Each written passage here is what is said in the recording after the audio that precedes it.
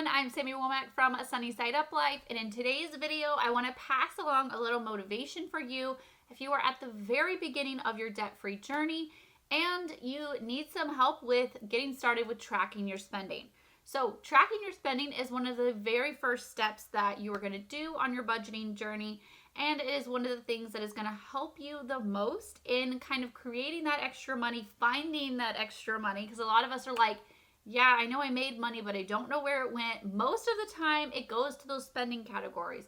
By spending categories, I mean those kind of expenses that you kind of have control over, like your discretionary spending. These are things that don't have a due date, right? These are things that don't have a set total amount. These are things like your groceries, your gas, your restaurants, your fun money, you know, going out to eat, getting your hair cut, getting your pets to the groomers, buying new clothes, like all things like this that we really have control over how much we spend, right? So this is one of the places that you can really make the most difference really early in your budgeting journey. And how we really get the spending under control is the first thing that we can do is if you have been spending on either a debit card or a credit card, meaning that you have access to those transactions, right? You can go back, look at like the past 3 months. That's a really good way to start.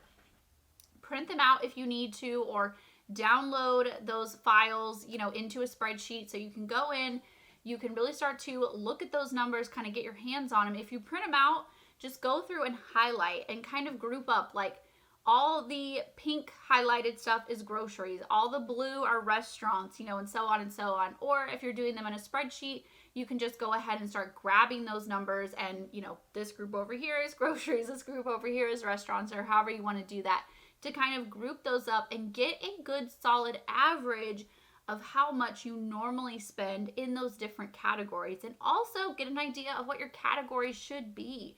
Do you regularly spend money getting your haircut, or is that like a once a year kind of thing, or a twice a year thing, and oh, I'll just kind of take it out of my fun money? Or are you someone like me who normally gets their haircut like once every 6 or 8 weeks, right? And it's a pretty repetitive category in our spending budget. What does that look like for you? Are you someone like that regularly has medications or vitamins or supplements? Does that need to be a category? Are your kids in activities and that needs to be a category? Like, what do you need specifically? So go and find those categories. Don't overcomplicate it. Try to make it as simple as possible. For me personally, that means like I group up my toiletries, my makeup, my cleaning products, my pet food. All of that is just groceries for me. I'm going to either get it from Walmart or Amazon. I'm not going to complicate it and divide it all up. That's all groceries. That's about as complicated as I make mine. I make it as simple as possible. So come up with your categories, come up with a good average of what you generally spend.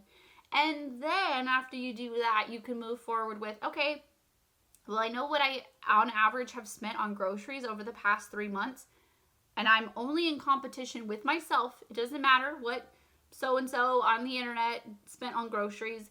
You're only in competition with yourself. So if you're trying to lower your grocery budget, try to beat it by $5 this week, or 10 or 20 or 50, like whatever works for you, and try to beat your own spending amounts, okay? That's the only person you're in competition with.